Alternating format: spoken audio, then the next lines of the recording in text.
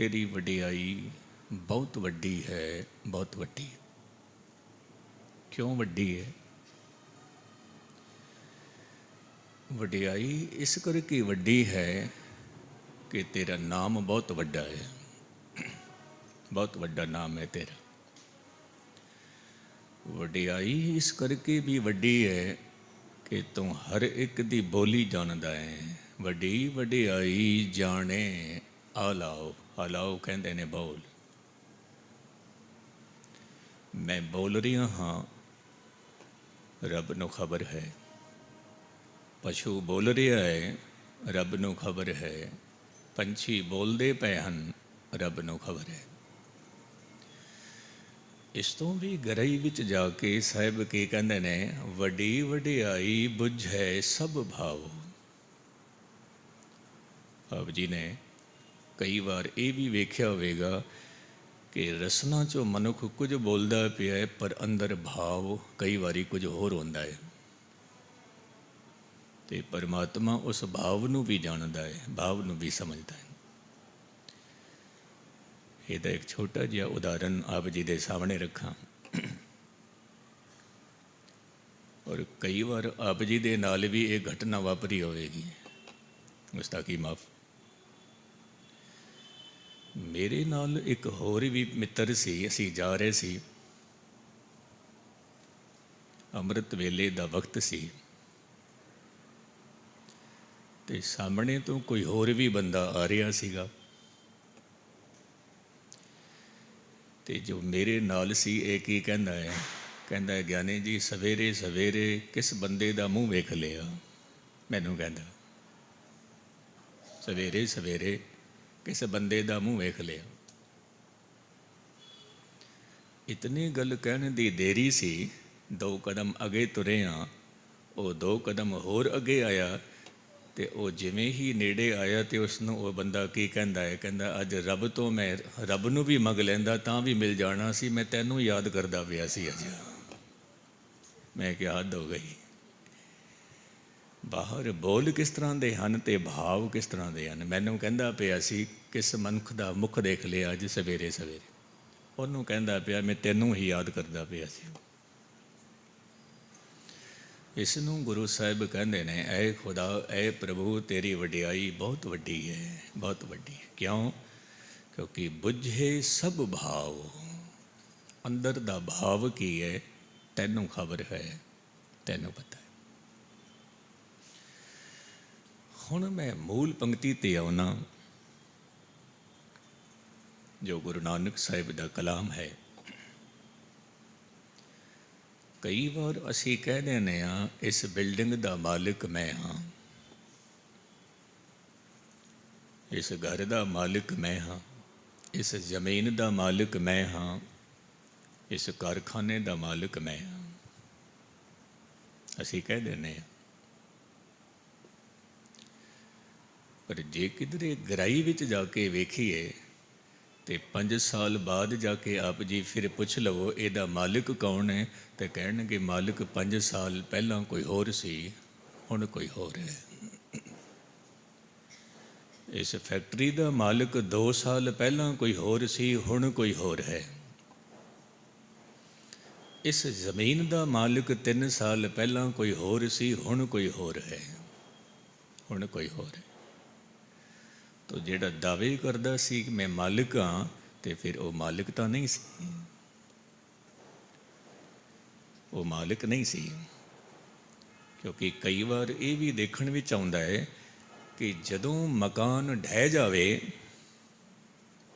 तो जेड़ा मनुख दावा करदा है कि मालिक मैं हाँ, मकान ढह गया, मालिक रोंदा है। और जदों मालिक की मौत हो जाए कोई मकान किसी वास्ते नहीं रोंदा कि मेरा मालिक मर गया। हकीकत है जे किधरे कोई मनुख दावा करता है ये ज़मीन मेरी है, जे मालिक मर जाए ज़मीन कदे नहीं रोंदी, कदे नहीं रोंदी। और जे जमीन का मालिक कोई होर बन जाए तो फिर ये मनुख रोंदा है, हाथ मेरे हाथ चो जमीन चली गई, चली। तो फिर मालिक कौन है? ਕਹਿੰਦੇ ਨੇ ਅਸਲੀ ਮਾਲਕ ਤਾਂ ਇੱਕੋ ਹੀ ਹੈ, ਪਰਮਾਤਮਾ। ਬਾਕੀ ਜਿਤਨੇ ਵੀ ਦਾਅਵੇ ਕਰਦੇ ਨੇ ਮਾਲਿਕ ਹੋਣ ਦੇ, ਇਹ ਸਾਰੇ ਦੇ ਸਾਰੇ ਆਰਜੀ ਮਾਲਿਕ ਨੇ, ਟੈਂਪਰੇਰੀ ਮਾਲਿਕ ਨੇ। ਦਾਅਵੇ ਬਹੁਤ ਕਰਦੇ ਨੇ, ਮਾਲਿਕ ਮੈਂ ਹਾਂ, ਮਾਲਿਕ ਮੈਂ। ਇਸ ਧਰਤੀ ਤੇ ਸਾਹਿਬ ਕਹਿੰਦੇ ਨੇ, ਧਰਤੀ ਉੱਪਰ ਕੋਟਗੜ। ਧਿਆਨ ਦੇ ਨਾਲ ਸੁਣਨਾ, ਇਸ ਧਰਤੀ ਤੇ ਕਰੋੜਾਂ ਕਰੋੜਾਂ ਦੀ ਗਿਣਤੀ ਦੇ ਵਿੱਚ ਕਿਲੇ ਹਨ।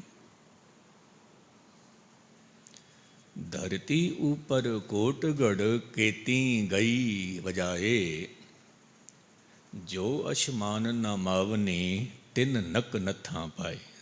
ਜਿਹੜੇ ਆਪਣੇ ਆਪ ਨੂੰ ਫੰਨੇ ਖਾਂ ਸਮਝਦੇ ਸੀ, ਕਹਿੰਦੇ ਨੇ ਉਹਨਾਂ ਦੇ ਨੱਕਾਂ ਦੇ ਵਿੱਚ ਵੀ ਨੱਥ ਪਾ ਕੇ ਜਮਦੂਤ ਲੈ ਗਏ, ਲੈ ਗਏ। ਜੇ ਮਨ ਜਾਣੇ ਸੂਲੀਆਂ ਕਾਹੇ ਮਿੱਠਾ ਖਾਏ। ਜੇ ਮਨੁੱਖ ਨੂੰ ਇਸ ਗੱਲ ਦੀ ਸਮਝ ਆ ਜਾਵੇ ਕਿ ਇਹ ਜੋ ਗੁਨਾਹ ਨੇ ਸਾਨੂੰ ਮਿੱਠੇ ਲੱਗਦੇ ਨੇ, ਜਿਹੜੇ ਪਾਪ ਨੇ ਸਾਨੂੰ ਮਿੱਠੇ ਲੱਗਦੇ ਨੇ, ਤੇ ਫਿਰ ਇਹਨਾਂ ਦੀ ਸਜ਼ਾ ਵੀ ਬਹੁਤ ਭੈੜੀ ਹੈ। ਜੇ ਮਨ ਜਾਣੇ ਸੂਲੀਆਂ ਕਾਹੇ ਮਿੱਠਾ ਖਾਏ, ਫਿਰ ਗੁਨਾਹ ਤੋਂ ਤੌਬਾ ਕਰ ਲੇਗਾ, ਤੌਬਾ ਕਰ ਲੇਗਾ। ਤੇ ਮੈਂ ਇੱਕ ਛੋਟਾ ਜਿਹਾ ਖਿਆਲ ਆਪ ਜੀ ਦੇ ਸਾਹਮਣੇ ਰੱਖਾਂ ਕਿ ਮਾਲਿਕ ਤਾਂ ਉਹੀ ਹੈ, ਅਸੀਂ ਸਾਰੇ ਦੇ ਸਾਰੇ ਮੁਸਾਫਿਰ ਹਾਂ, ਮੁਸਾਫਿਰ। ਅਕਬਰ ਨੇ ਜਦੋਂ ਫਤਿਹਪੁਰ ਸੀਕਰੀ ਸ਼ਹਿਰ ਵਸਾਇਆ ਤੇ ਇਸ ਸ਼ਹਿਰ ਨੂੰ ਜੋੜਨ ਵਾਸਤੇ ਇੱਕ ਪੁਲ ਵੀ ਬਣਾਇਆ। ਧਿਆਨ ਦੇ ਨਾਲ ਸੁਣਨਾ। ਜਦੋਂ ਇਹ ਪੁਲ ਬਣ ਕੇ ਤਿਆਰ ਹੋਇਆ ਤਾਂ ਅਕਬਰ ਬਾਦਸ਼ਾਹ ਕਹਿੰਦਾ ਹੈ, ਕੋਈ ਐਸੀ ਪੰਕਤੀ ਦੱਸੋ ਜੋ ਮੈਂ ਇੱਥੇ ਲਿਖਣਾ ਚਾਹੁੰਦਾ, ਲਿਖਣਾ ਚਾਹੁੰਦਾ। ਕਿਉਂਕਿ ਅਕਬਰ ਹਰ ਇੱਕ ਧਰਮ ਦਾ ਅਦਬ ਕਰਦਾ ਸੀ। ਦੀਨ ਐ ਇਲਾਹੀ ਅਕਬਰ ਦੀ ਦੇਨ ਹੈ, ਸਾਰੇ ਧਰਮ ਇਲਾਹੀ ਹਨ। ਤੋ ਅਕਬਰ ਬਾਦਸ਼ਾਹ ਹਰ ਇੱਕ ਧਰਮ ਦਾ ਅਦਬ ਕਰਦਾ ਸੀ। ਕੋਈ ਇੱਕ ਪੰਕਤੀ ਚਾਹੀਦੀ ਹੈ ਕਾਬਲੇ ਕਬੂਲ ਹੋਵੇ, ਜਿਹੜੇ ਕਿ ਦਿਲ ਨੂੰ ਲੱਗਦੀ ਹੋਵੇ ਪੰਕਤੀ, ਉਹ ਪੰਕਤੀ ਦੱਸਣਾ। ਮੌਲਵੀ ਸੋਚਣ ਲੱਗੇ ਕਿਤਨਾ ਚੰਗਾ ਹੋਵੇਗਾ ਕਿ ਕੁਰਾਨ ਮਜੀਦ ਦੀ ਕੋਈ ਪੰਕਤੀ ਲਿਖੀ ਜਾਵੇ, ਆਇਤ ਲਿਖੀ ਜਾਵੇ। ਤੇ ਉੱਥੇ ਜਿਹੜੇ ਪੰਡਿਤ ਪੁਰੋਹਿਤ ਸਨ, ਉਹ ਕਹਿਣ ਲੱਗੇ ਕਿਤਨਾ ਚੰਗਾ ਹੋਵੇਗਾ ਜੇ ਕੋਈ ਵੇਦ ਵਚਨ ਲਿਖਿਆ ਜਾਵੇ, ਕਿਤਨਾ ਅੱਛਾ ਹੋਵੇਗਾ। ਕੋਈ ਕੁਝ ਸੋਚਦਾ ਪਿਆ ਸੀ, ਕੋਈ ਕੁਝ ਸੋਚਦਾ ਪਿਆ ਸੀ, ਲੇਕਿਨ ਅਕਬਰ ਬਾਦਸ਼ਾਹ ਨੇ ਜਿਹੜੀ ਇੱਕ ਪੰਕਤੀ ਲਿਖੀ, ਉਹ ਨਾ ਤਾਂ ਕੁਰਾਨ ਮਜੀਦ ਦੇ ਵਿੱਚੋਂ ਸੀ, ਨਾ ਕੋਈ ਵੇਦ ਦੇ ਵਿੱਚੋਂ ਸੀ। ਉਹ ਈਸਾਈ ਧਰਮ ਦੇ ਗ੍ਰੰਥ ਦੇ ਵਿੱਚੋਂ ਕੱਢੀ, ਬਾਈਬਲ। ਕਿਉਂਕਿ ਆਪ ਜੀ ਨੂੰ ਮੈਂ ਅਰਜ਼ ਕਰਾਂ, ਜੋ ਇਹ ਯਹੂਦੀ ਕਬੀਲਾ ਹੈ ਉਹਦੇ ਵਿੱਚੋਂ ਹੀ ਪਾਰਸੀ ਨਿਕਲੇ ਹਨ, ਉਹਦੇ ਵਿੱਚ ਹੀ ਈਸਾਈ ਨਿਕਲੇ ਹਨ, ਉਹਦੇ ਵਿੱਚ ਹੀ ਮੁਸਲਮਾਨ ਨਿਕਲੇ ਨੇ, ਯਹੂਦੀਆਂ ਦੇ ਵਿੱਚੋਂ ਹੀ। ਉਹ ਪੰਕਤੀ ਕੀ ਸੀ? ਧਿਆਨ ਦੇ ਨਾਲ ਸੁਣਨਾ कि जिंदगी एक पुल की भांति है। जिंदगी एक पुल की भांति है, यहाँ से गुजर जाना है, यहाँ घर नहीं बनाना। यहाँ से गुजर जाना है, यहाँ घर नहीं बनाना। जिंदगी एक पुल की भांति है। हकीकत है, ये जो जिंदगी है एक पुल है, ਇਹਦਾ ਇੱਕ ਸਿਰਾ ਸੰਸਾਰ ਵੱਲ ਜਾ ਰਿਹਾ ਹੈ, ਦੂਜਾ ਸਿਰਾ ਨਿਰੰਕਾਰ ਵੱਲ ਜਾ ਰਿਹਾ ਹੈ। ਪੁਲ ਤੋਂ ਗੁਜ਼ਰ ਜਾਣਾ, ਗੁਜ਼ਰ ਜਾਣਾ, ਰੁਕਣਾ ਨਹੀਂ ਹੈ। ਅਸੀਂ ਰੁਕ ਗਏ ਹਾਂ, ਰੁਕ ਗਏ ਹਾਂ।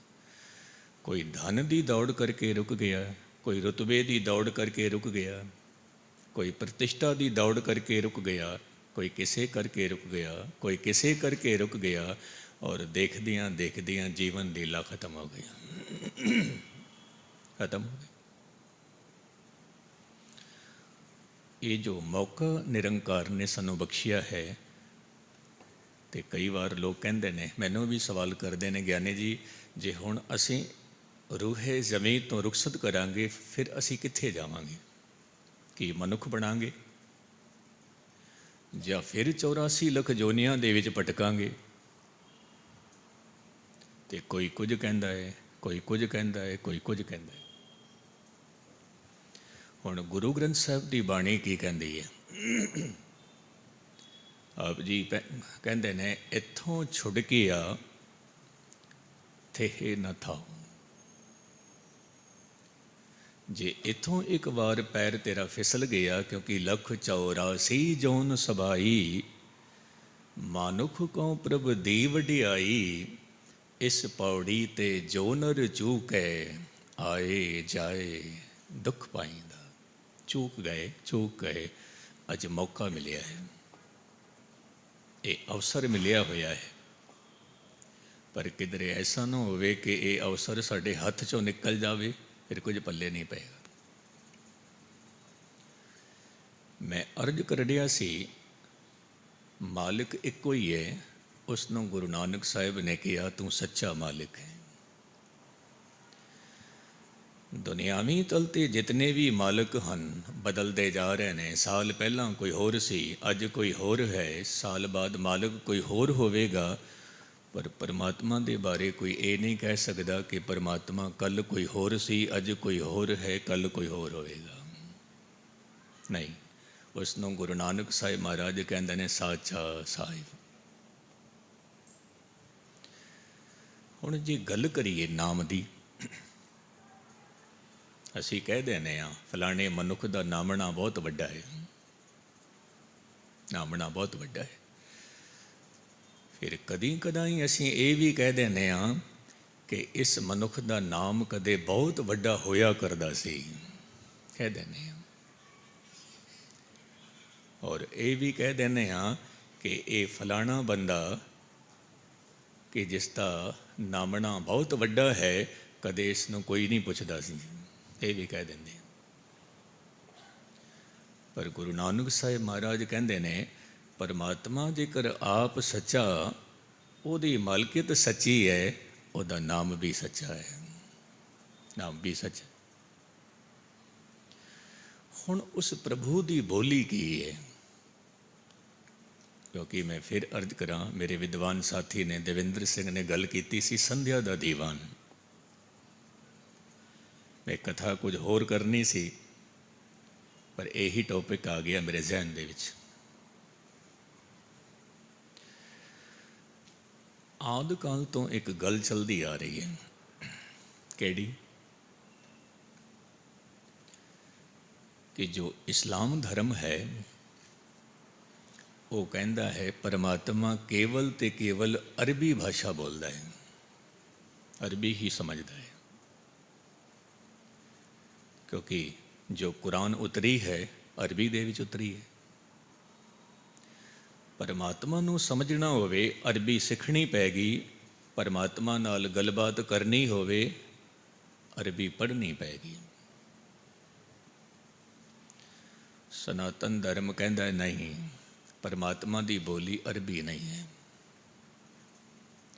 ਜੇ ਪਰਮਾਤਮਾ ਦੇ ਨਾਲ ਗੱਲਬਾਤ ਕਰਨੀ ਹੋਵੇ ਤਾਂ ਪਰਮਾਤਮਾ ਕੇਵਲ ਤੇ ਕੇਵਲ ਸੰਸਕ੍ਰਿਤ ਬੋਲਦਾ ਹੈ, ਸੰਸਕ੍ਰਿਤ ਸਮਝਦਾ ਹੈ। ਕਿਉਂ? ਕਿਉਂਕਿ ਇਹ ਜਿਤਨੇ ਵੀ ਗ੍ਰੰਥ ਹਨ, ਪੁਰਾਣ ਹਨ, ਸੰਸਕ੍ਰਿਤ 'ਚ ਲਿਖੇ ਹੋਏ ਨੇ। ਕੋਈ ਗੱਲ ਕਹਿਣੀ ਹੋਵੇ ਪਰਮਾਤਮਾ ਨੂੰ ਸੰਸਕ੍ਰਿਤ 'ਚ ਬੋਲੋ, ਪਰਮਾਤਮਾ ਅਰਬੀ ਨਹੀਂ ਸਮਝਦਾ। ਇੱਕ ਬੌਧ ਧਰਮ ਹੋਇਆ, ਉਹ ਕਹਿੰਦਾ ਨਹੀਂ, ਪਰਮਾਤਮਾ ਅਰਬੀ ਵੀ ਨਹੀਂ ਸਮਝਦਾ, ਪਰਮਾਤਮਾ ਸੰਸਕ੍ਰਿਤ ਵੀ ਨਹੀਂ ਸਮਝਦਾ। ਤਾਂ ਪਰਮਾਤਮਾ ਕੀ ਸਮਝਦਾ ਹੈ? ਕਹਿੰਦੇ ਨੇ ਪਾਲੀ ਭਾਸ਼ਾ ਸਮਝਦਾ ਹੈ। ਉਹਨਾਂ ਦੇ ਧਾਰਮਿਕ ਗ੍ਰੰਥ ਪਾਲੀ ਵਿੱਚ ਲਿਖੇ ਹਨ, ਧੰਮਪਦ ਪਾਲੀ ਵਿੱਚ ਲਿਖਿਆ ਹੋਇਆ। ਧੰਨ ਗੁਰੂ ਨਾਨਕ ਸਾਹਿਬ ਮਹਾਰਾਜ ਜਦੋਂ ਇਸ ਰੂਹੇ ਜ਼ਮੀਨ 'ਤੇ ਰਹਿਬਰੀ ਪੁਰਸ਼ਾਂ ਵਿੱਚ ਸ਼ਾਮਿਲ ਹੋਏ, ਆਪ ਜੀ ਨੇ ਕੀ ਆਖਿਆ? ਰੱਬ ਦੀ ਬੋਲੀ ਨਾ ਅਰਬੀ ਹੈ ਨਾ ਫਾਰਸੀ ਹੈ, ਰੱਬ ਦੀ ਬੋਲੀ ਨਾ ਸੰਸਕ੍ਰਿਤ ਹੈ ना हिंदी है, रब दी बोली ना इंग्लिश है ना कश्मीरी है, रब दी बोली केवल ते केवल प्रेम दी बोली है। प्रेम दी बोली भाख्या भाव अपार। परमात्मा दी बोली जिहड़ी है वो प्रेम दी बोली है, वो प्रेम दी भाषा। आप जी ने कहना है ज्ञानी जी वो प्रेम तो साढ़े कोल है, पर मैं एक अर्ज करा कि इस रूहे ज़मीन ते जितने भी झगड़े आते ने वो प्रेम ना होने करके आते हैं। जे प्रेम ही मौजूद होवे तो फिर कोई झगड़ा नहीं होवेगा। आचार्य रजनीश एक गल कहंदा सी कि कागज़ ते लिखिया होया प्रेम वखरा शब्द है, जीवन की डिक्शनरी विच उतारिया होया प्रेम वखरा है, वखरा है। दुनिया की डिक्शनरी विच लिखिया होया जल वखरा है और जीवन की डिक्शनरी दे विच जीविया होया शब्द जो जल वो जल है, वो पानी, वो पानी। मैनू इत्थे एक छोटी जी गल संत अगस्तीन की गल मैनू याद आ गई। संत अगस्तीन, क्योंकि संत कौन है? जे ससे ते लगी हुई टिप्पी आप जी हटा दवो तो शब्द की बनता है? सत। संत शब्द दे ससे ते उत्ते टिप्पी है, इसनों हटा दवो तो फिर बनता है सत। सत कहते ने परमात्मा नूं, वो सत है। इसनों गुरु नानक साहिब महाराज ने किया सतनाम, सतनाम। और अक्सर जदों किसी मुरदे नूं लैके जाते हैं तो की कहते हैं? राम नाम सत है। इहदा की भाव है? मैनू एक गल, बहुत गल्लां सारियां ही चंगियां ने, पर संत सिंह मशकीन जी एक वारी कहन लगे कि ये जो राम नाम सत है इहदा मीनिंग की है? तो हुण मीनिंग तो सारियां नूं पता है, राम दा नाम ही सत है। कहन लगे फिर तुसी एक कम करो, जे ये शब्द राम दा नाम सत है तो किसी दे घर विआह होवे उन्हां दे घर जाके कह दवो राम नाम सत है, कह के दिखाओ उन्हां दे घर जाके। वो कहणगे ज्ञानी जी इत्थे विआह हो रहा है, इत्थे कोई मुर्दा नहीं पिया होया है जो राम नाम सत आखी जा रहे हो। ये पंक्ति असी मुर्दे नाल जोड़ लई है, मुर्दे नाल जोड़ ली। कुछ ऐसे पवित्र शब्द हैं जो मुर्दे नाल असी जोड़ देते हैं। फलाना बंदा सचखंड वासी हो गया, हद हो गई। गुरु नानक साहिब ने इतना पवित्र शब्द दिता, सचखंड वसै निरंकार, और वो असी जोड़ बैठे मुर्दे नाल। सचखंड वासी, स्वर्गवासी। सारी जिंदगी जिसने नरक भोगिया, बस मरण तो बाद स्वर्गवासी हो गया। सारी जिंदगी अधूरेपन विच गुजारी, अधूरा रहा, खंडित रहा, टुकड़ियां टुकड़ियां विच रहा। उहदा मन, उहदा ख्याल, उहदी विचार, उहदी चेतना खंडित रही। बस मरण की देरी सी कि पूरा हो गया। फलाना बंदा पूरा हो गया। सारी जिंदगी जीवी आ अधूरेपन दे विच, मरण तो बाद पूरा हो गया। सारी जिंदगी नरक भोगदा रहा, मरण तो बाद स्वर्गवासी हो गया। सारी जिंदगी झूठ बोलता रहा, मरण तो बाद सचखंड वासी हो गया। जिमें सचखंड बिल्कुल 2 किलोमीटर के नेड़े तेड़े ही है, मरण तो बाद ही पहुँच गया। नहीं, ये अपने मन नूं परचाना है, बाकी कुछ भी नहीं है, कुछ भी। जिहड़ा मनुख जींदे जी पूरा हो गया, संपूर्ण हो गया, उसनूं कहंदे ने पूਰਨ पुरुष है। पूਰਨ पुरुष, वो जींदे जी पूर्ण है, वो मरण तो बाद भी पूर्ण है।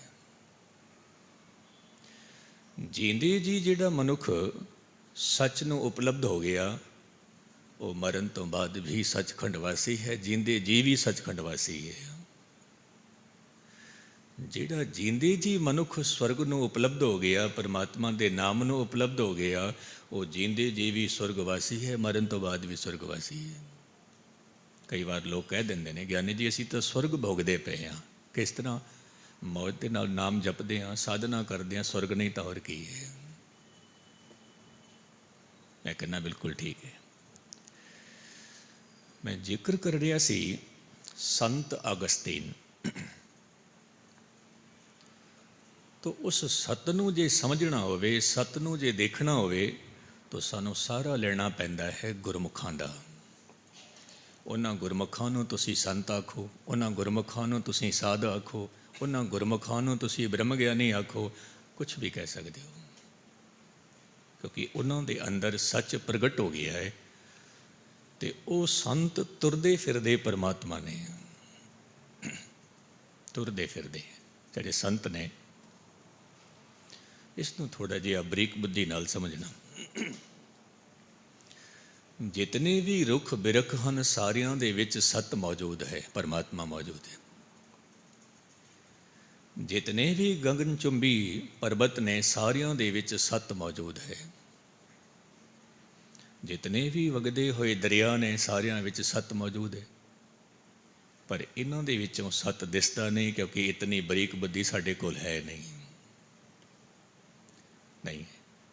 ਨਹੀਂ ਤਾਂ ਇੱਕ ਵਿਦਵਾਨ ਕਹਿੰਦਾ ਹੈ ਕਿ ਸਾਰੀ ਸ੍ਰਿਸ਼ਟੀ ਸਾਨੂੰ ਕੁਝ ਨਾ ਕੁਝ ਸਿਖਾ ਰਹੀ ਹੈ, ਪਰ ਸਿੱਖਣ ਦੀ ਕਲਾ ਹੋਵੇ ਕਿਸੇ ਦੇ ਕੋਲ ਤਾਂ ਸਾਰੀ ਕੁਦਰਤ ਸਾਨੂੰ ਸਿਖਾ ਰਹੀ ਹੈ, ਕੁਛ ਨਾ ਕੁਛ ਸਿਖਾ ਰਹੀ ਹੈ।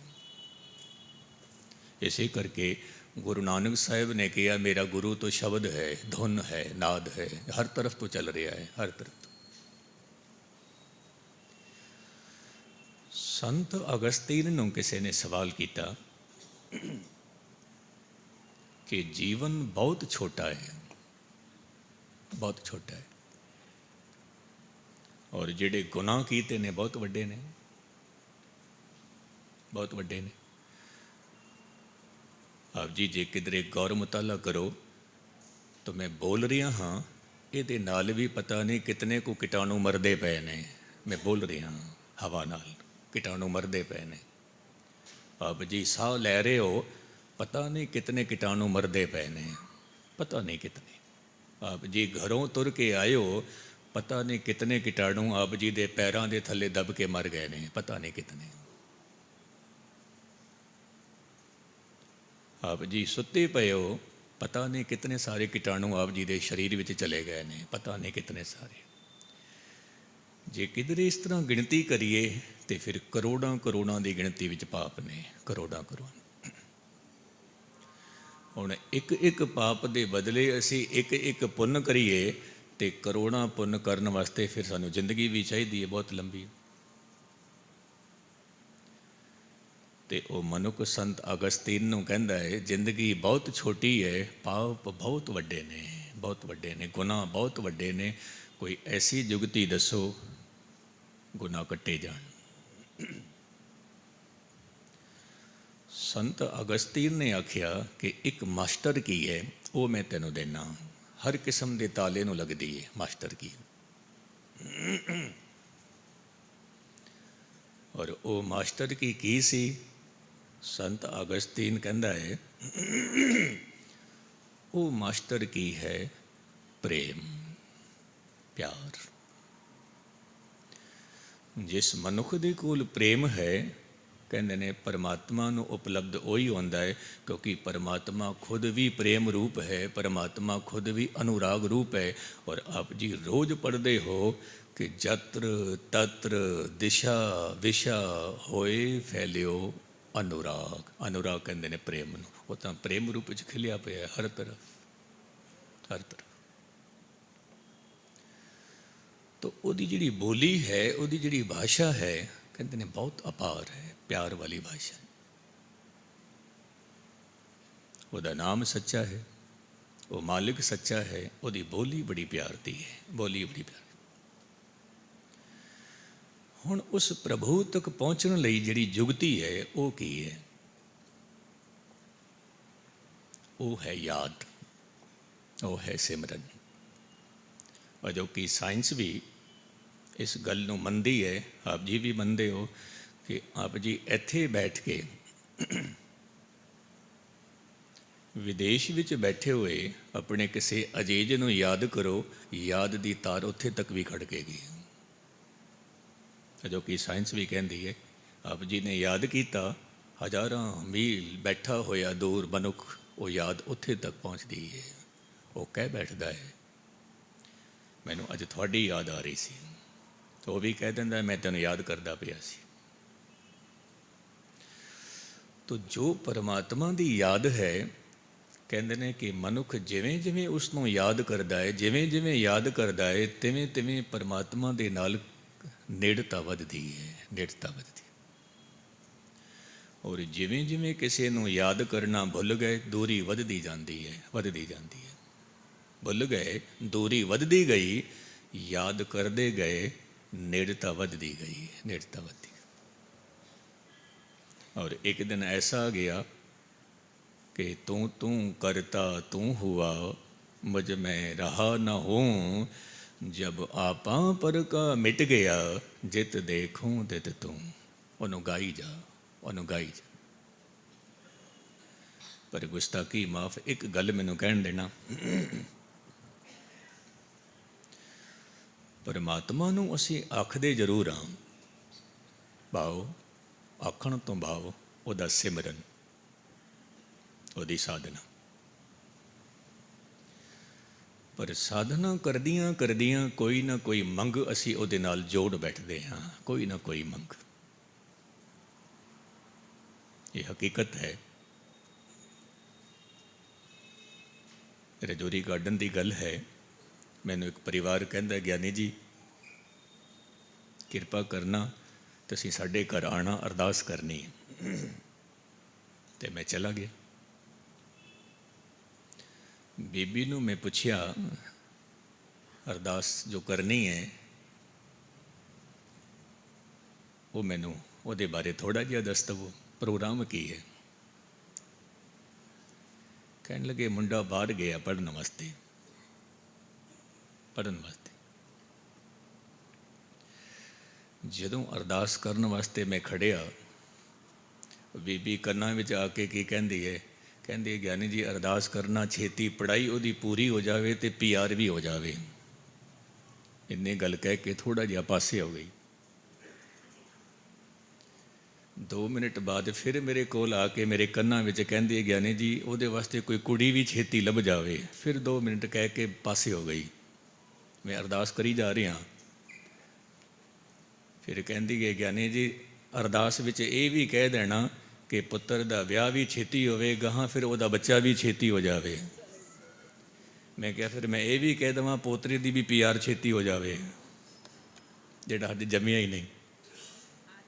ਹਕੀਕਤ ਹੈ, ਮਨੁੱਖ ਦੀ ਪਿਆਸ ਹੈ, ਮਨੁੱਖ ਦੀ ਤੜਫਨ ਹੈ। ਪਰ ਅਕਸਰ ਇਹ ਕਥਾ ਆਪ ਜੀ ਨੇ ਸੁਣੀ ਹੋਏਗੀ ਕਿ ਇੱਕ ਬਜ਼ੁਰਗ ਮਾਈ 80 ਸਾਲ ਦੀ ਉਮਰ ਹੈ, ਉਹ ਕਹਿੰਦੀ ਹੈ, ਗਿਆਨੀ ਜੀ ਮੇਰੀ ਵੀ ਅਰਦਾਸ ਕਰੋ। ਹੁਣ 80 ਸਾਲ ਦੀ ਉਮਰ ਹੋਵੇ ਅਤੇ ਕਿਸੇ ਗਿਆਨੀ ਜੀ ਤੋਂ ਅਰਦਾਸ ਕਰਾਉਣੀ ਹੋਵੇ ਤਾਂ ਗਿਆਨੀ ਜੀ ਤਾਂ ਇਹੀ ਸਮਝਣਗੇ ਕਿ ਹੁਣ ਇਹਨਾਂ ਨੇ ਇਹੀ ਕਹਿਣਾ, ਰੱਬ ਮੈਨੂੰ ਛੇਤੀ ਚੁੱਕ ਲਵੇ। ਖਿਆਲਾਤ ਤਾਂ ਹੀ ਆਉਂਦੇ ਨੇ। ਚੰਗਾ ਬੀਬੀ ਮੈਂ ਅਰਦਾਸ ਕਰਾਂਗਾ। ਕਹਿਣ ਲੱਗੇ, ਗਿਆਨੀ ਜੀ ਪੁੱਛ ਤਾਂ ਲਵੋ ਅਰਦਾਸ ਕਿਸ ਗੱਲ ਦੀ ਕਰੋਗੇ? ਚੰਗਾ ਦੱਸੋ। ਕਹਿਣ ਲੱਗੇ, ਆਹ ਵੇਖ ਸਾਹਮਣੇ ਮੇਰਾ ਪੜਪੋਤਰਾ ਖੇਡਦਾ ਪਿਆ ਹੈ, 7 ਸਾਲ ਦਾ ਹੈ। ਬਸ ਇਤਨੀ ਕੁ ਅਰਦਾਸ ਕਰ ਦੇਣਾ, ਇਹਦੇ ਵਿਆਹ ਤੱਕ ਜਿੰਦੀ ਰਵਾਂ ਮੈਂ। ਪੜਪੋਤਰਾ ਹੈ, 7 ਸਾਲ ਦਾ ਹੈ, ਇਤਨੀ ਅਰਦਾਸ ਕਰਨੀ ਇਹਦੇ ਵਿਆਹ ਤੱਕ ਜਿੰਦੀ ਰਵਾਂ। ਹੁਣ ਮਾਈ ਨੂੰ ਕੌਣ ਕਵੇ ਤੂੰ ਆਪਣਾ ਵਿਆਹ ਦੇਖਿਆ ਤੂੰ ਨਹੀਂ ਰੱਜੀ, ਪੁੱਤਰ ਦਾ ਵਿਆਹ ਦੇਖਿਆ ਨਹੀਂ ਰੱਜੀ, ਪੋਤਰੇ ਦਾ ਵਿਆਹ ਵੇਖਿਆ ਨਹੀਂ ਰੱਜੀ, ਪੜਪੋਤਰੇ ਦਾ ਵਿਆਹ ਵੇਖ ਕੇ ਕਿਹੜਾ ਰੱਜ ਜਾਣਾ ਹੈ? ਨਵੀਂ ਐਪਲੀਕੇਸ਼ਨ ਫਿਰ ਲਗਾ ਦੇਣੀ ਹੈ ਕਿ ਪੜਪੋਤਰੇ ਦਾ ਵੀ ਬੱਚਾ ਦਿਖਾਂ। ਆਖੇ ਹੀ ਮੰਗੇ ਦੇ ਦੇ। ਸਿਮਰਨ ਜ਼ਰੂਰ ਕਰਦੇ ਹਾਂ, ਨਿਤਨੇਮ ਜ਼ਰੂਰ ਕਰਦੇ ਹਾਂ, ਐਪਲੀਕੇਸ਼ਨ ਨਾਲ ਡਿਮਾਂਡ ਰੱਖ ਦਿੰਦੇ ਹਾਂ, ਦੇ ਦੇ। ਮਨੁੱਖ ਇੱਕ ਗੱਲ ਭੁੱਲ ਜਾਂਦਾ ਹੈ ਕਿ ਮੰਗ ਦੀ ਜਿਹੜੀ ਲਿਸਟ ਹੈ ਵੱਧਦੀ ਜਾ ਰਹੀ ਹੈ, उम्र की झोली छोटी होती जा रही है। रफ्ता रफ्ता ज़माने का सितम होता है, एक दिन रोज़ मेरी उम्र में कम होता है। सुबह होती है, शाम होती है, बस उम्र यूँ ही तमाम होती है। ख़त्म होती जा रही है, ख़त्म होती। कितने ही चले। इत्थे मैं एक छोटा जिहा उदाहरण आप जी दे मैं सामने रखा। महात्मा बुद्ध कहता है कि हाले मेरी उम्र बहुती वड्डी नहीं सी, बादशाह घराने का मैं राजकुमार सी। मैं किधरों लंघदा पिया सी तो छोटे छोटे बच्चे खेडते पे सी मिट्टी का घर बना के। छोटे छोटे बच्चे, वो बच्चे एक दूजे नूं कहंदे ने, तू मेरा घर देख कितना सुंदर है। दूजा कहता है, नहीं तेरे घर तो सुंदर मेरा घर है, देख मेरा घर कितना चंगा है। मिट्टी के घर बनाए ने छोटे छोटे बच्चों ने। एक दूजे नूं अपना घर दिखाते ने मिट्टी का, तो फिर जे किधरे किसी के घर नूं कोई उंगली भी लगा दे तो बच्चों का झगड़ा हो जाता सी आपस में। बुद्ध कहता है, मैं एक कौतक वेखण वास्ते उत्थे खड़ गया। फिर इतनी देर विच कोई आवाज़ आउंदी है, कोई कहता है, ए बच्चिओ शाम का वक्त हो गया है, थोड़ियां मावां तुहानूं याद करदियां पियां ने, घर जाओ। बस इतनी जी गल सी, उन्हां दे कन्नां दे विच ये बोल पहुँचे, मावां याद करदियां पियां ने। कहंदे ने उही बच्चे जिन्हां ने घर बनाए सी बहुत सोहने ढंग नाल, अपने अपने हत्थां नाल तोड़ के भज जाते ने। माँ बुला रही है, सांझ हो गई है, घर चलिए।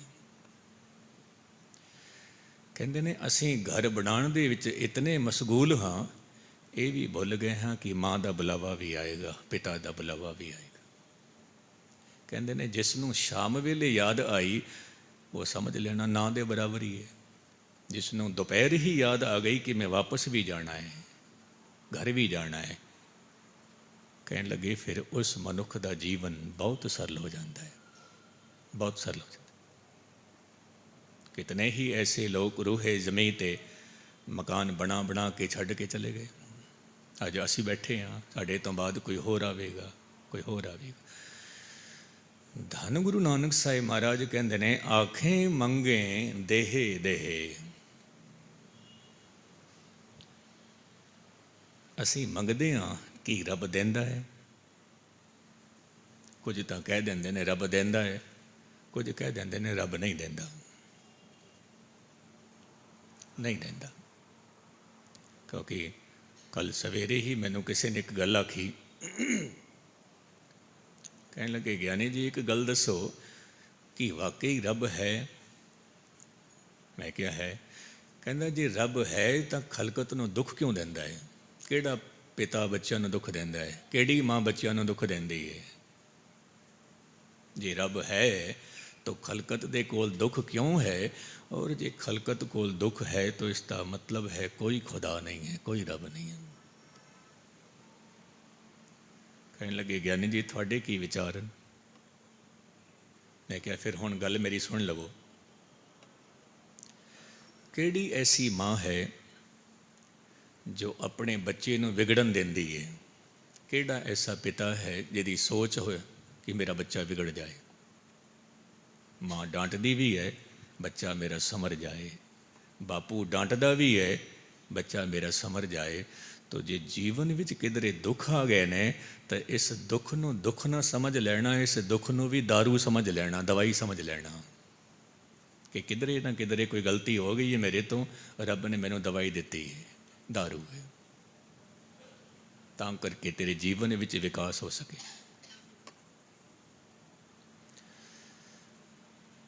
तो कितने ही लोग कहते ने कि रब देंदा है। हाँ देंदा है। तो मेरे सामने भी कई उदाहरण लोगों ने दिते, ज्ञानी जी फलाना बंदा सारी जिंदगी गाउंदा रहा, ਇੱਕ ਪੁੱਤਰ ਦੀ ਦਾਤ ਮੰਗਦਾ ਰਿਹਾ, ਨਹੀਂ ਮਿਲੀ, ਚਲਾ ਗਿਆ। ਸਾਰੀ ਜ਼ਿੰਦਗੀ ਰੱਬ ਨੂੰ ਗਾਉਂਦਾ ਰਿਹਾ, ਐ ਪ੍ਰਭੂ ਮੇਰੀ ਗਰੀਬੀ ਮਿਟ ਜਾਵੇ, ਪਰ ਵਿਚਾਰਾ ਰੁਖਸਤ ਕਰ ਗਿਆ, ਗਰੀਬੀ ਨਹੀਂ ਮਿਟੀ। ਤੇ ਤੁਸੀਂ ਕਿਵੇਂ ਕਹਿੰਦੇ ਹੋ ਕਿ ਉਹ ਦਿੰਦਾ ਹੈ? ਕਿਵੇਂ ਕਹਿੰਦੇ ਹੋ? ਦਾਤ ਕਰੇ ਦਾਤਾਰ, ਤੁਸੀਂ ਕਿਵੇਂ ਕਹਿੰਦੇ ਹੋ ਦਿੰਦਾ ਹੈ? ਮੈਂ ਅਰਜ਼ ਕੀਤੀ ਕਿ ਜਿਹੜੀ ਮੰਗ ਉਸਨੇ ਰੱਬ ਦੇ ਸਾਹਮਣੇ ਰੱਖੀ ਹੈ ਕਿ ਪਾਤਸ਼ਾਹ ਮੈਨੂੰ ਇਹ ਚਾਹੀਦਾ ਹੈ, ਇਹ ਮੈਨੂੰ ਚਾਹੀਦਾ ਹੈ, ਪਰਮਾਤਮਾ ਉਹਦੀ ਹਰ ਇੱਕ ਮੰਗ ਪੂਰੀ ਕਰਦਾ ਹੈ। ਪਰ ਉਹਦੀ ਉਮਰ ਹੀ ਖਤਮ ਹੋ ਗਈ ਹੈ, ਤਾਂ ਫਿਰ ਹੁਣ ਰੱਬ ਕੀ ਕਰੇਗਾ? ਰੱਬ ਉਸ ਨੂੰ ਫਿਰ ਦੁਬਾਰਾ ਬੁਲਾਏਗਾ, ਦੁਬਾਰਾ ਬੁਲਾਏਗਾ। ਤੈਨੂੰ ਪੁੱਤਰ ਚਾਹੀਦਾ ਸੀ, ਆ ਦੁਬਾਰਾ। ਤੈਨੂੰ ਦੌਲਤ ਚਾਹੀਦੀ ਸੀ, ਆ ਦੁਬਾਰਾ। ਫਿਰ ਉਹਦਾ ਜਨਮ ਹੀ ਐਸੇ ਘਰ ਵਿੱਚ ਹੁੰਦਾ ਹੈ ਜਿੱਥੇ ਦੌਲਤ ਹੀ ਦੌਲਤ ਹੈ। ਉਹਦਾ ਜਨਮ ਹੀ ਐਸੇ ਘਰ ਵਿੱਚ ਹੋਏਗਾ ਜਿੱਥੇ ਸੁੱਖ ਹੀ ਸੁੱਖ ਹਨ। ਇਹੀ ਕਾਰਨ ਅਸੀਂ ਕਹਿ ਦਿੰਦੇ ਹਾਂ, ਫਲਾਣੇ ਘਰ ਬੱਚੇ ਨੇ ਜਨਮ ਲਿਆ ਹੈ ਕਿ ਜੋ ਸੋਨੇ ਦੀ ਬੋਤਲ ਵਿੱਚ ਦੁੱਧ ਪੀ ਰਿਹਾ ਹੈ। ਫਲਾਣੇ ਘਰ ਵਿੱਚ ਇੱਕ ਬੱਚੇ ਨੇ ਜਨਮ ਲਿਆ ਹੈ ਜਿਹਦੇ ਘਰ ਇੱਕ ਬੋਤਲ ਵੀ ਨਹੀਂ ਹੈ, ਇਤਨੇ ਪੈਸੇ ਨਹੀਂ ਬਾਪੂ ਕੋਲ ਕਿ ਇੱਕ ਬੋਤਲ ਖਰੀਦ ਲਵੇ। ਇਹ ਕੀ ਹੈ? ਤਾਂ ਮੈਂ ਅਰਜ਼ ਕਰਾਂ, ਪਰਮਾਤਮਾ ਦਿੰਦਾ ਹੈ। ਜੋ ਆਪ ਜੀ ਨੇ ਮੰਗ ਰੱਖੀ ਹੈ ਉਹਦੇ ਵਾਸਤੇ ਆਪ ਜੀ ਨੂੰ ਫਿਰ ਆਉਣਾ ਪਏਗਾ, ਫਿਰ ਆਉਣਾ ਪਏਗਾ। ਜੇ ਆਪ ਜੀ ਆਉਣ ਵਾਸਤੇ ਰਾਜੀ ਹੋ ਤਾਂ ਫਿਰ ਆਪਣੀ ਮੰਗ ਰੱਖ ਦਿਆ ਕਰੋ ਗੁਰੂ ਸਾਹਿਬ ਦੇ ਸਾਹਮਣੇ। ਨਹੀਂ ਤਾਂ ਕਈ ਨਾਮ ਦੇ ਰਸੀਏ ਉਹ ਕੀ ਕਰਦੇ ਨੇ, ਉਹ ਵੀ ਮੰਗਦੇ ਨੇ। ਪਰ ਉਹ ਕੀ ਮੰਗਦੇ ਨੇ? ਕਹਿੰਦੇ ਨੇ ਕਰ ਕਿਰਪਾ ਤੇਰਾ ਨਾਮ ਨਾ ਵਿਸਰੇ। ਇਹ ਮੰਗ ਮੰਗਦੇ ਨੇ। ਜਾਂ ਫਿਰ ਦੁਨਿਆਵੀ ਪਦਾਰਥ ਮੰਗ ਕੇ, ਕਿਉਂਕਿ ਮੈਂ ਇੱਕ ਫਕੀਰ ਦੀ ਗਾਥਾ ਪੜ੍ਹ ਰਿਹਾ ਸੀ। ਉਹ ਕੀ ਕਰਦਾ ਸੀ? ਨਿਰੰਕਾਰ ਦੇ ਸਾਹਮਣੇ ਅਰਦਾਸ ਕਰਦਾ ਸੀ, ਮੰਗਦਾ ਸੀ। ਇਹ ਵੀ ਮੰਗਿਆ, ਉਹ ਵੀ ਮੰਗਿਆ, ਉਹ ਵੀ ਮੰਗਿਆ। ਉਸ ਤੋਂ ਬਾਅਦ ਫਿਰ ਇੱਕ ਪਰਚੀ ਲਿਖ ਕੇ ਗੁਰੂ ਸਾਹਿਬ ਦੇ ਅੱਗੇ ਰੱਖ ਦਿੰਦਾ ਸੀ।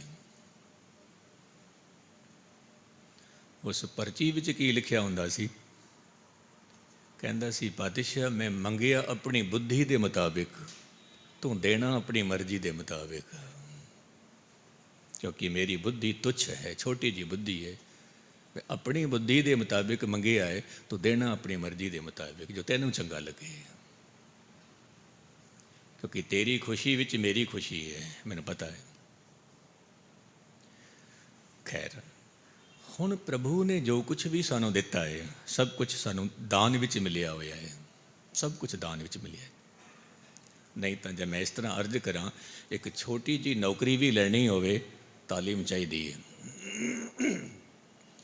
ਛੋਟੀ ਜਿਹੀ ਨੌਕਰੀ ਵਾਸਤੇ ਵੀ ਗੌਰਮੈਂਟ ਕਹਿ ਦਿੰਦੀ ਹੈ ਘੱਟ ਤੋਂ ਘੱਟ ਕ੍ਰਾਈਟੇਰੀਆ ਇਤਨਾ ਹੋਣਾ ਚਾਹੀਦਾ ਹੈ, ਐਜੂਕੇਸ਼ਨ ਇਤਨੀ ਹੋਣੀ ਚਾਹੀਦੀ ਹੈ ਘੱਟ ਤੋਂ ਘੱਟ।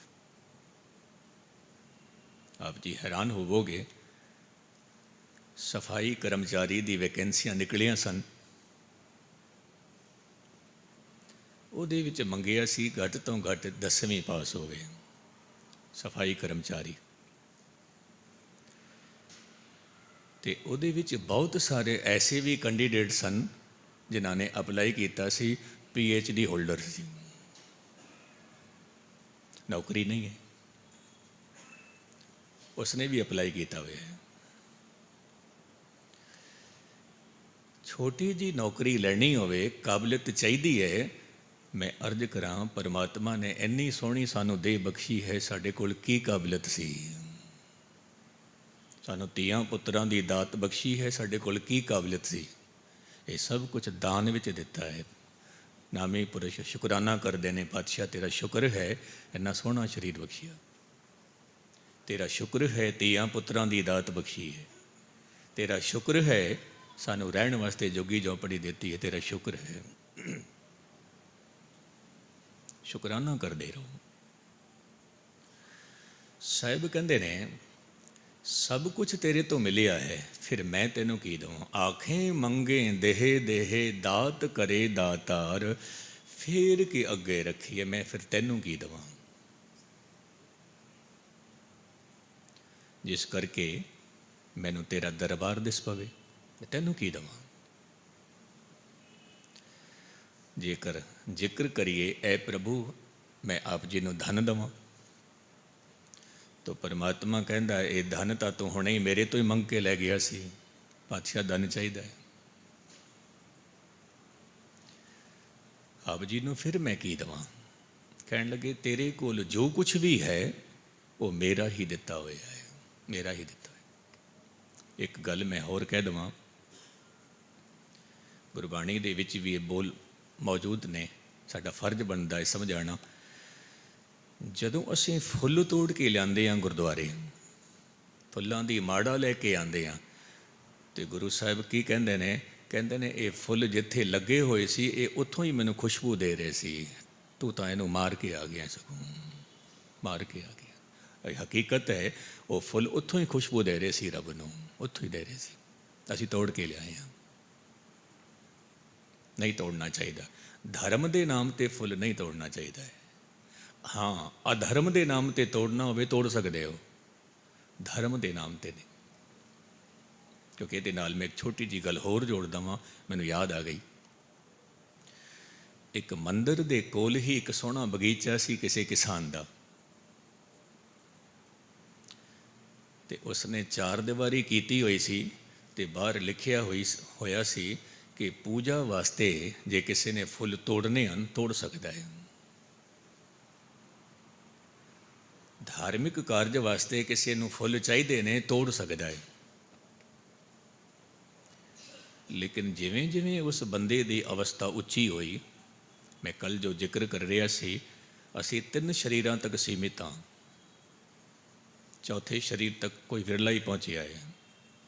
ਚੌਥੇ ਸਰੀਰ ਵਿੱਚ ਝਲਕਾਂ ਮਿਲਦੀਆਂ ਨੇ। ਪਹਿਲਾ ਸਰੀਰ ਭੌਤਿਕ, ਦੂਜਾ ਸਰੀਰ ਭਾਵ ਦਾ, ਤੀਜਾ ਸਰੀਰ ਸੂਖਸ਼ਮ, ਚੌਥਾ ਸਰੀਰ ਜੋ ਸੀ ਮਨਸ ਦਾ, ਉਹਦੇ ਵਿੱਚ ਝਲਕਾਂ ਮਿਲਦੀਆਂ ਨੇ। ਉੱਥੋਂ ਸ਼ੁਰੂ ਹੁੰਦਾ ਹੈ ਸਫ਼ਰ, ਅਧਿਆਤਮਕ ਸਫ਼ਰ ਉੱਥੋਂ ਸ਼ੁਰੂ ਹੁੰਦਾ ਹੈ। ਪਰ ਇਹ ਬਹੁਤ ਗਹਿਰਾ ਵਿਸ਼ਾ ਹੈ ਕਿ ਜਦੋਂ ਇਸ ਪੜਾਅ 'ਤੇ ਮਨੁੱਖ ਪਹੁੰਚਦਾ ਹੈ, ਖਬਰ ਮਿਲਣੀ ਸ਼ੁਰੂ ਹੋ ਜਾਂਦੀ ਹੈ, ਕੱਲ੍ਹ ਕੀ ਹੋਏਗਾ, ਪਰਸੋਂ ਕੀ ਹੋਏਗਾ, ਪਰਲੇ ਦਿਨ ਕੀ ਹੋਏਗਾ, ਖਬਰ ਮਿਲਣੀ ਸ਼ੁਰੂ ਹੋ ਜਾਂਦੀ ਹੈ ਕਿ ਚੌਥੀ ਅਵਸਥਾ 'ਤੇ ਪਹੁੰਚ ਜਾਵੇ। ਮੈਂ ਇੱਕ ਛੋਟਾ ਜਿਹਾ ਖਿਆਲ ਆਪ ਜੀ ਦੇ ਸਾਹਮਣੇ ਰੱਖਾਂ, ਬਹੁਤ ਪੁਰਾਣੀ ਗੱਲ ਹੈ।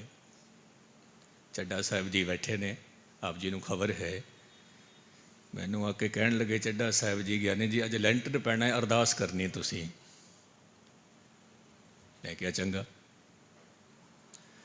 ਲੈਂਟਰ ਦੀ ਅਰਦਾਸ ਕਰਕੇ ਮੈਂ ਆਇਆ। ਮੈਂ ਜਥੇਦਾਰ ਸਾਹਿਬ ਨੂੰ ਕਹਿਣ ਲੱਗਾ, ਮੈਨੂੰ ਇਸ ਤਰ੍ਹਾਂ ਲੱਗ ਰਿਹਾ ਸੀ ਕਿ ਇਹ ਫਲੋਰ ਮੇਰੇ ਕੋਲ ਹੀ ਆਏਗੀ। ਜਥੇਦਾਰ ਸਾਹਿਬ ਕਹਿਣ ਲੱਗੇ, ਆਪ ਜੀ ਨੂੰ ਕਿਵੇਂ ਪਤਾ ਲੱਗਿਆ? ਮੈਂ ਕਿਹਾ ਅਰਦਾਸ ਕਰਦਿਆਂ ਕਰਦਿਆਂ ਉਹ ਮਾਲਕ ਦੀ ਖੇਡ ਐਸੀ ਹੋਈ, ਜਿਸ ਲੈਂਟਰ ਦੀ ਅਰਦਾਸ ਕਰਕੇ ਆਇਆ ਸੀ ਉਹ ਫਲੋਰ ਮੈਨੂੰ ਹੀ ਮਿਲੀ।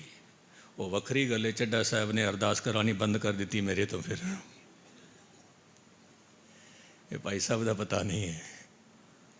ਇਹ ਮਨਸ ਸਰੀਰ ਹੁੰਦਾ ਹੈ, ਅੰਦਰੋਂ ਆਵਾਜ਼ ਆਉਂਦੀ ਹੈ,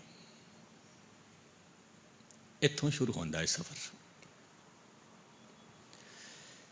ਤੇ ਉਹ ਜਦੋਂ ਅਵਸਥਾ 'ਤੇ ਪਹੁੰਚਿਆ ਤੇ ਉਸ ਮਨੁੱਖ ਨੇ ਉਸ ਦੀਵਾਰ 'ਤੇ ਕੀ ਲਿਖਿਆ? ਪਹਿਲਾਂ ਲਿਖਿਆ ਸੀ ਧਾਰਮਿਕ ਕਾਰਜ ਲਈ ਫੁੱਲ ਤੋੜ ਸਕਦੇ ਹੋ। ਫਿਰ ਉਸ ਨੇ ਪੰਕਤੀ ਮਿਟਾ ਕੇ ਲਿਖਿਆ, ਜੇ ਧਾਰਮਿਕ ਕਾਰਜ ਕਰਨਾ ਹੋਵੇ ਫੁੱਲ ਤੋੜਨਾ ਪਾਪ ਹੈ, ਜੇ ਪੂਜਾ ਕਰਨੀ ਹੋਵੇ ਰੱਬ ਦੀ ਫੁੱਲ ਤੋੜਨਾ ਪਾਪ ਹੈ। ਇਹ ਹਕੀਕਤ ਹੈ, ਫੁੱਲ ਨਾ ਤੋੜਨਾ ਰੱਬ ਦੀ ਬੰਦਗੀ ਵਾਸਤੇ। ਖੈਰ, ਰੱਬ ਨੂੰ ਅਸੀਂ ਕੀ ਦਈਏ ਕਹਿ ਕੇ ਮੈਂ ਸਮਾਪਤੀ ਕਰਨਾ। ਪਰਮਾਤਮਾ ਕਹਿੰਦਾ ਮੈਨੂੰ ਕੁਛ ਨਹੀਂ ਚਾਹੀਦਾ, ਸਾਰਾ ਦਿਨ ਤੂੰ ਆਪਣੇ ਕੋਲ ਰੱਖ, ਤੂੰ ਗ੍ਰਸਤੀ ਹੈ, ਤੂੰ ਕਿਰਤ ਕਰ, ਵੰਡ ਕੇ ਛਕ। ਪੂਰੀ ਰਾਤ ਤੂੰ ਆਪਣੇ ਕੋਲ ਰੱਖ, ਤੈਨੂੰ ਆਰਾਮ ਚਾਹੀਦਾ ਹੈ। ਸਾਰਾ ਦਿਨ ਆਪਣੇ ਕੋਲ ਰੱਖ, ਸਾਰੀ ਰਾਤ ਆਪਣੇ ਕੋਲ ਰੱਖ, ਲੇਕਿਨ ਜਦੋਂ ਦਿਨ ਦਿਨ ਨਾ ਹੋਵੇ, ਰਾਤ ਰਾਤ ਨਾ ਹੋਵੇ, ਜਦੋਂ ਰਾਤ ਰਾਤ ਨਾ ਹੋਵੇ, ਦਿਨ ਦਿਨ ਨਾ ਹੋਵੇ, ਉਸ ਨੂੰ ਕਹਿੰਦੇ ਨੇ ਸੰਧੀ। ਰਾਤ ਜਾ ਰਹੀ ਹੈ, ਦਿਨ ਆ ਰਿਹਾ ਹੈ। ਪੂਰਨ ਤੌਰ 'ਤੇ ਰਾਤ ਹਾਲੇ ਗਈ ਨਹੀਂ ਹੈ, ਦਿਨ ਹਾਲੇ ਆਇਆ ਨਹੀਂ ਹੈ, ਹਾਲੇ ਉਹਨਾਂ ਦੀ ਸੰਧੀ ਹੋ ਰਹੀ ਹੈ, ਜਿਸ ਨੂੰ ਅਸੀਂ ਕਹਿੰਦੇ ਹਾਂ ਪ੍ਰਭਾਤ। सनातन धर्म उसनों कहता है संध्या, संधि हो रही है, दिन और रात की संधि हो रही है। गुरु नानक साहिब ने उसनों अमृत वेला किया है। और जदों शाम का वक्त होवे, जदों दिन जा रहा है, रात आ रही है, इन्हों का जो जोड़ हो रहा है, जिथे संधि हो रही है, इसनों किया है संध्या काल। गुरु साहिब कहते हैं ये दो वक्त तू अपने कोल ना रख, ये दो वक्त मेरे कोल बिता। अमृत वेला मेरे कोल बिता, शाम का समा मेरे कोल बिता, बाकी सारा दिन तू अपने कोल रख, सारी रात तू अपने कोल रख। तो इतनी गल चेते रखना, अमृत वेले का वक्त ते शाम का वक्त कदे भी ना खुंजाओ। गुरु की हजूरी विच बैठो, कथा सुनो, कीर्तन सुनो, नानक नदरी नदर निहाल। भुल्लां चुक्कां दी खिमा। वाहिगुरु जी का खालसा, वाहिगुरु जी की फतेह।